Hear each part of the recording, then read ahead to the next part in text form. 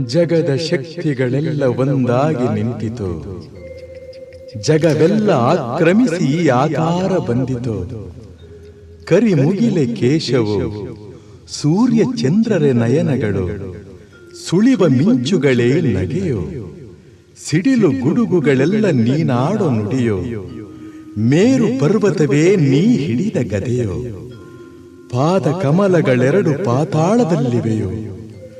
ಅಂಜನಾತನೆಯ, Veeranjaneya, Marutiraya.